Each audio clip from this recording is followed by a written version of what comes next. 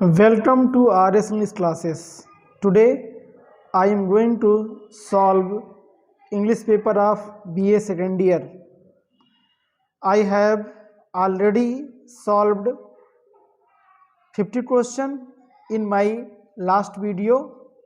So today I will solve remain 50 question. So friends, watch this video till end. Let us start. जैसा आप जानते हैं कि मैंने पहले से ही 50 क्वेश्चन सॉल्व कर लिया था, तो आज हम लोग आगे बढ़ेंगे 50 क्वेश्चन के आगे। ठीक है, चलिए, जैसा कि आप देख पा रहे हो, ओके, 51 क्वेश्चन जो आपके स्क्रीन पर दिख रहा है क्या है। पहले डॉट डॉट डॉट है, their deaths are not elegant, the have the faces of no one, the above lines have been taken from the poem। तो ये लाइन किससे है, ये लाइन किससे है आप देख पा रहे हो। तो ये लाइन जो आपकी है वो है एंथोपाडुम ड्यूस की है नहीं, अनुसिडजन की है नहीं, the animals in that country, ये आपकी इसी की है। ठीक है, the animals in that country की है। ठीक है, लेजेंड की बात किया हुआ ना इसमें। ठीक है, नेक्स्ट क्वेश्चन देखते हैं 52। Which river is mentioned in the poem post out from Kashmir. तो कश्मीर में, कश्मीर आप जान ही रहे हो, झेलम है, डंडा नहीं, झेलम नहीं। ठीक है, डंडा, झेलम, सतलज और चेनाब। तो कश्मीर में क्या है, झेलम है ना, तो आंसर क्या होगा हमारा, बी होगा। ठीक है, हम लोग झेलम पर जाएंगे। नेक्स्ट क्वेश्चन आपका है, what is the time span of David Diop. तो डेविड डियोप का जो टाइम है जो उन्होंने बिताया है, ठीक है, पूरा जन्म से लेकर मरने तक का टाइम बताना आपको इसमें। तो ये है ऑप्शन नंबर ए नहीं होगा, 1925 से 1958 नहीं होगा, 1927 से आपका 1960 ये भी नहीं होगा, यानी ऑप्शन हमारा क्या सही है, ये होगा ऑप्शन नंबर बी ही सही ऑप्शन होगा, 1927 से 1960। ठीक है, चलिए आते हैं नेक्स्ट क्वेश्चन देख लेते हैं। चलिए, ये हमारा हो गया 53 तक का हो गया है। चलिए 54 देख लेते हैं। ठीक है, 54 में क्या है, ध्यान से देखना। The unknown citizen a satirical lyric was firstly published, ये सबसे पहले पब्लिश्ड हुआ था इन 1939 इन विच एंथोलॉजी। तो ये 1939 में किस एंथोलॉजी में हुआ था ये बताना है। तो the listener, the pastoral songs, the voice, none of the above. तो आंसर क्या होगा, द लिस्टनर होगा, ऑप्शन नंबर ए ही सही है। ठीक है, नेक्स्ट देख लेते हैं।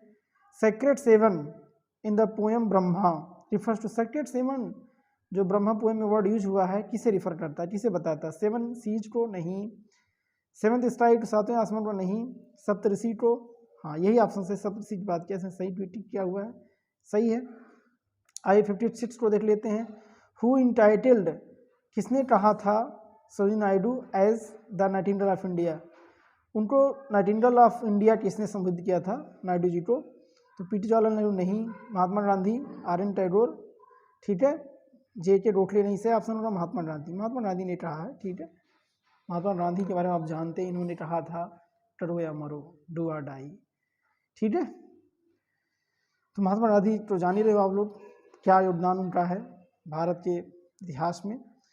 इन विच ईयर W.B. Yeats किस साल वाज अवार्डेड। बहुत ही सुपरहिट क्वेश्चन ही है, एक बार TGT में पूछा हुआ है, मतलब किस साल W.B. Yeats को अवार्डेड किया था, नोबेल प्राइज दिया जाता था। 1923, 1927, 1934, 1934 और अपना 1935। तो ऑप्शन क्या होगा, 1923, 1923 पर जाएंगे हम लोग। ठीक है, नेक्स्ट क्वेश्चन।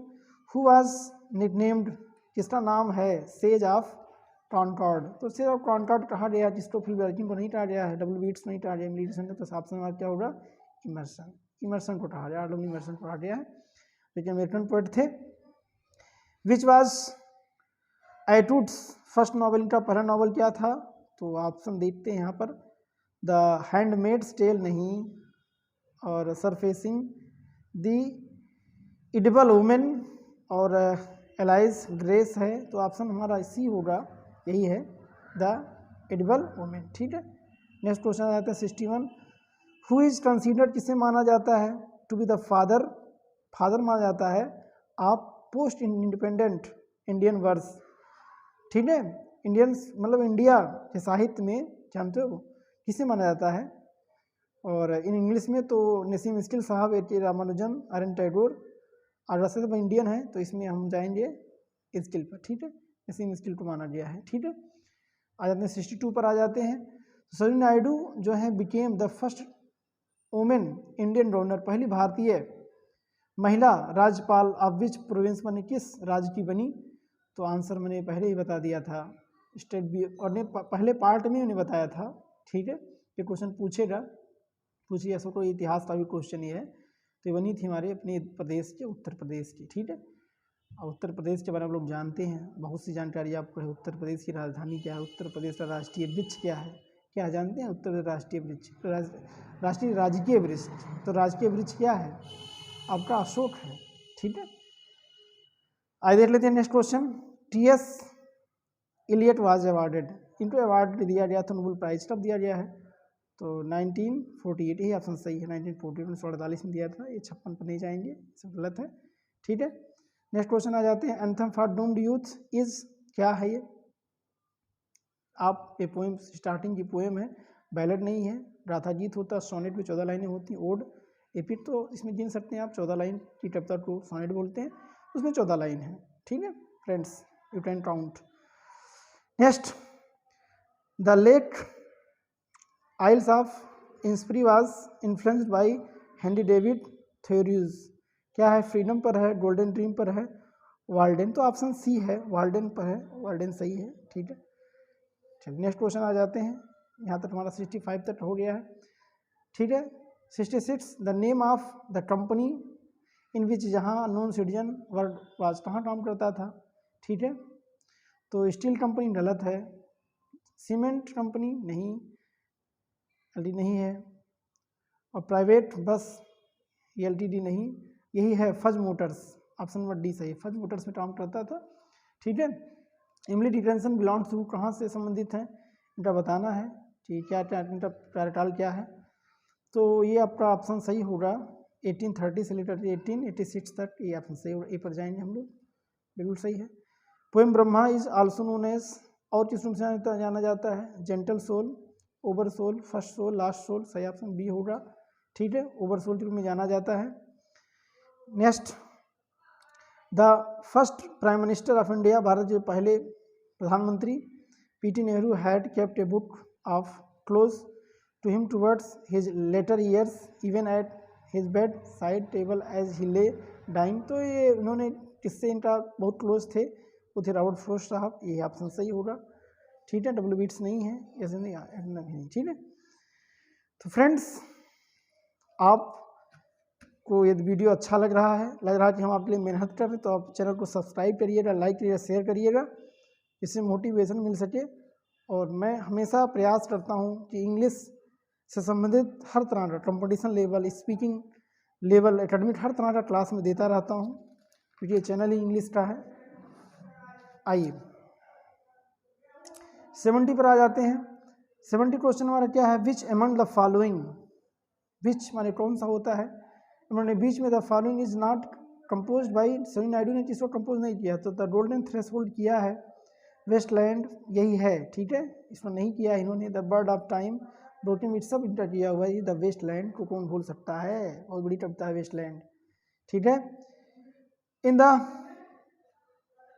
द पोएम, कविता में the animal in that country, इसमें दैट रिफर्स मतलब जानवर किस देश के लोगों को कहा गया? That refers to the animal of which country, किसे कहा गया? तो हमारा ऑप्शन क्या होगा? अफ्रीका, इंग्लैंड नहीं है, अमेरिका है नहीं, कनाडा, कनाडियन की बात किया जाए, कनाडा। ठीक है, next question, moving to the next 72, the question as depicted in the poem, जो इस पोएम में डिपिक्टेड किया गया है, द अननोन सिटीजन इज क्या है?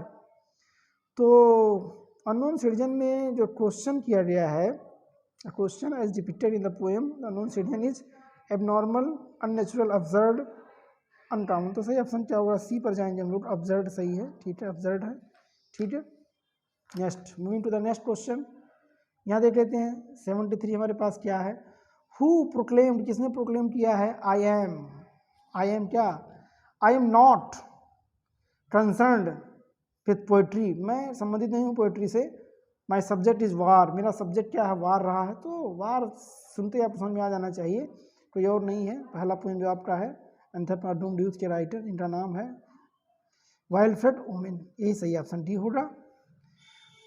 W Yeats is primarily known as, पहले इनको क्या जाना जाता था? तो इमेजिस्ट जाना जाता था, ऑप्शन नंबर ए सही होगा, ठीक है। साइंटिस्ट थे नहीं, और फिर आपका सिंबलिस्ट एंट्री मिलता है, लेकिन हम इमेजिस्ट पर ही जाएंगे।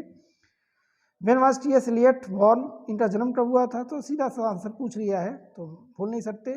26 सितंबर को इनका जन्म हुआ था, कब? 1888, 1888 में। मूविंग टू द नेक्स्ट, यहाँ हमारा देख रहा है आपको, ठीक है। अब तो मैं लगातार बताता रहता हूँ कि आप ध्यान से पढ़ा करिए, चीज़ों को समझने की कोशिश करिए, ठीक है, निश्चित रूप से। और यहाँ कुछ प्रॉब्लम है, और फिर मैं देखता हूँ क्या कुछ प्रॉब्लम है, ठीक है। थोड़ा सा क्या लेटर्स, हाँ ओके, सही हो गया है सिस्टम अब, ओके। हु रोट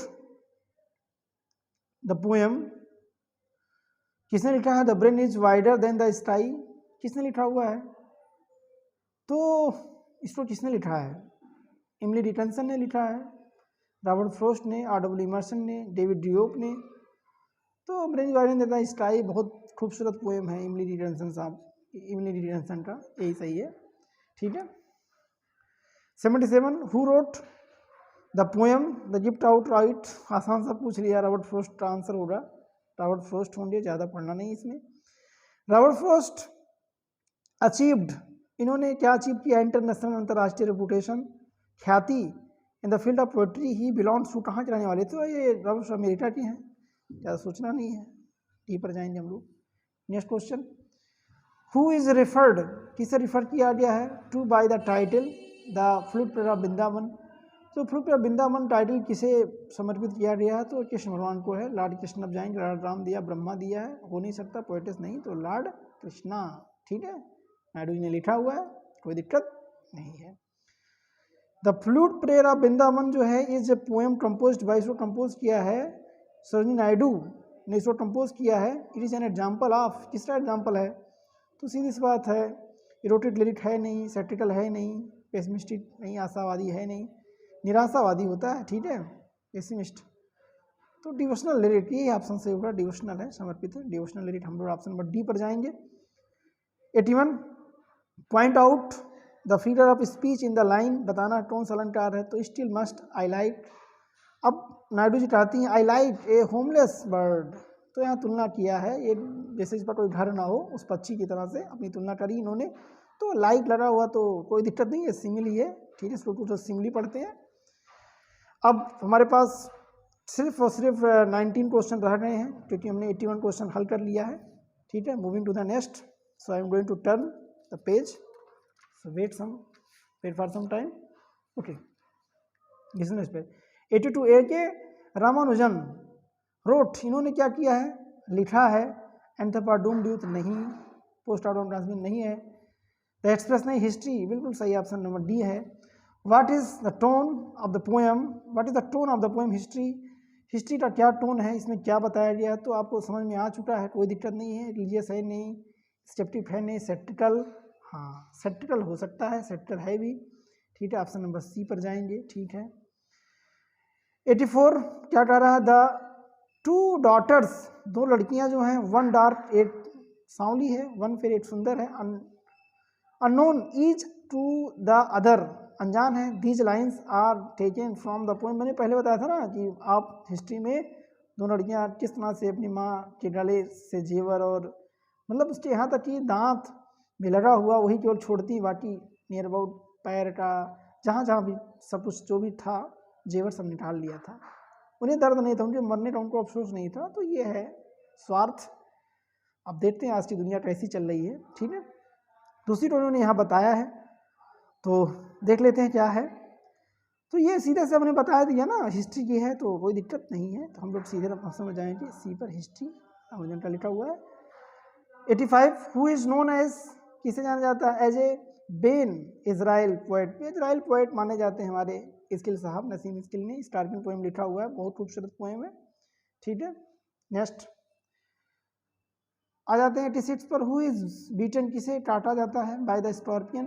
अभी जाए question in the poem night of the scorpion में, तो किसे बीट किया गया था, तो उसकी माता को किया था, पोएट को है नहीं, पोएट्स मदर भाई को नहीं, पोएट्स मदर फादर भी नहीं है, पोएट्स मदर डी पर जाएंगे, ठीक है। डी पर माँ का प्रेम, देखिए लास्ट में काटी भी की बात, ये मतलब मुझे काट लिया अच्छा, लेकिन मेरे लड़के को नहीं काटा, ये देखिए माँ का प्रेम। माँ का प्रेम भी आप मदर डे भी आप सेलिब्रेट किए हो पिछले संडे को, ठीक है, अभी लास्ट संडे को आपने यही किया है।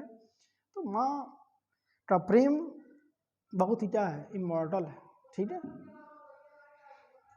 आइए 87 बोलते हैं the poem night of the scorpion is written in, लिखा गया है, तो ब्लैंक वर्स नहीं है, टचरा रीमा नहीं है, ठीक है। फ्री वर्स, हाँ ऑप्शन नंबर सी पर जाएंगे, फ्री वर्स है, एकदम से अलग है, हर बार लाइनें चेंज हो जाती हैं, ठीक है, ओके।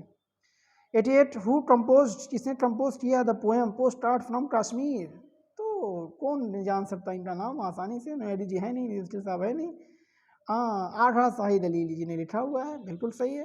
नेक्स्ट क्वेश्चन आ जाते हैं 89 हमारा जो है बहुत ही इजी क्वेश्चन है, क्या है the theme of exile. Exile माने वनवास होता है, फीलिंग ऑफ लॉस, हानि महसूस किया जाता है, and nostalgia remain dominant in, तो नॉस्टैल्जिया की बात कही गई है किसमें, पोस्ट आर्ट फ्रॉम कश्मीर में, सीधे से आ जाते हैं, ठीक है, कोई दिक्कत नहीं है। 90 हमारे पास हम लोग 10 क्वेश्चन और आ गया है।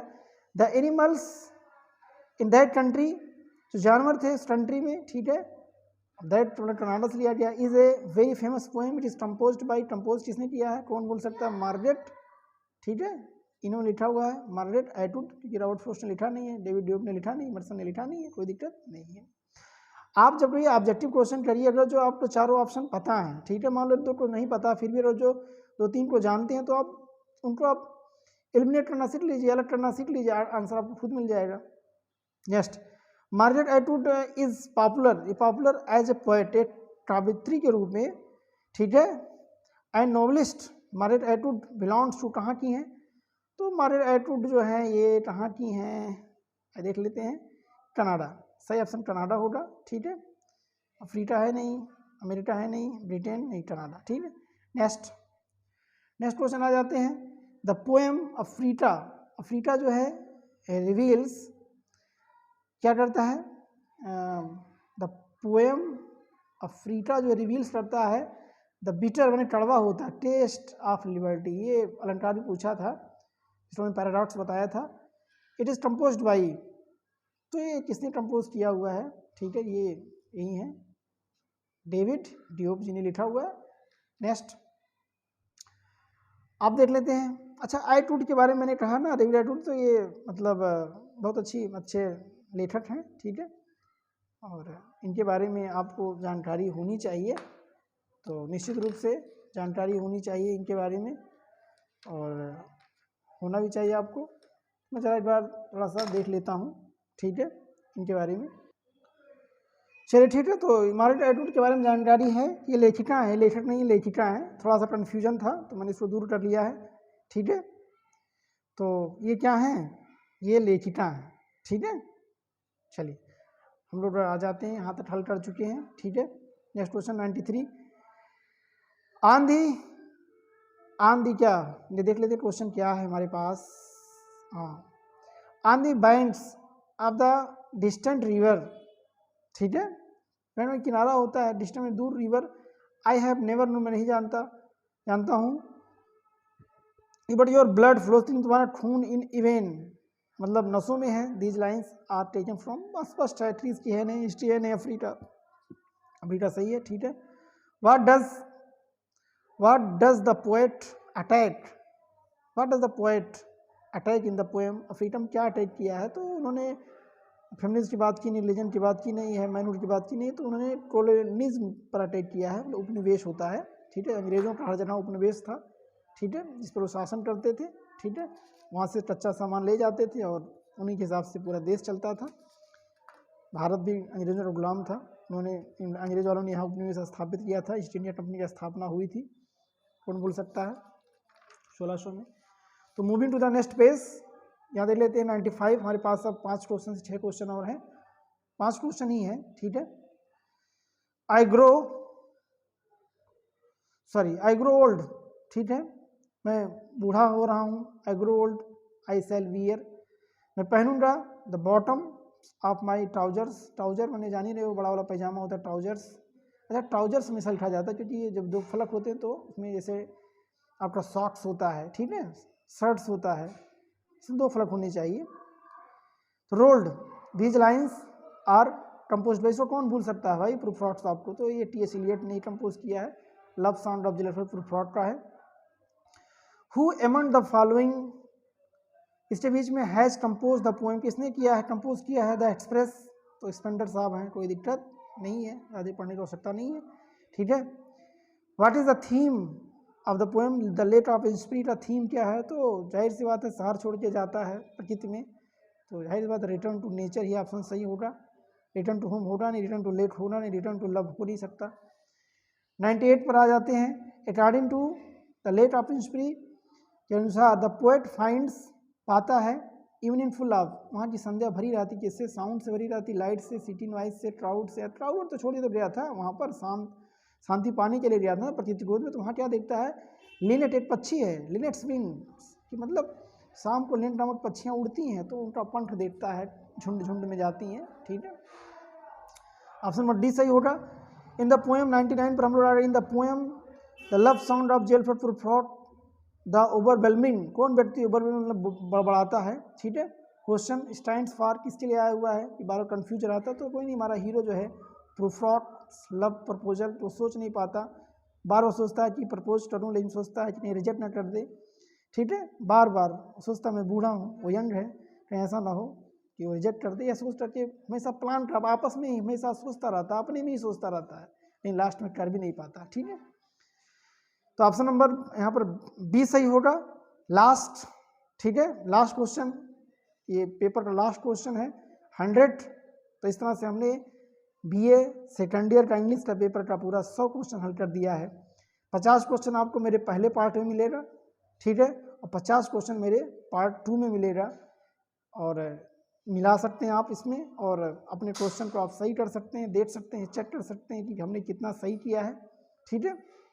तो लास्ट देख लेते हैं, the unknown citizen is a famous poem of W.H. Auden का है, ठीक है। The unknown citizen is denoted by, unknown citizen को किससे डिनोट होता है, देखिए पोएम शुरू होता तो नंबर दिया रहता ना, तो ये नहीं है, PD है नहीं, WT नहीं है, हाँ ये देखिए JS 07/M3 यही ऑप्शन डी है, यही आप देखेंगे, आपको जो पोएम स्टार्ट हो रहा तो नंबर दिया हुआ था। तो इस तरह से हमने 100 क्वेश्चन सॉल्व कर दिया है, ठीक है।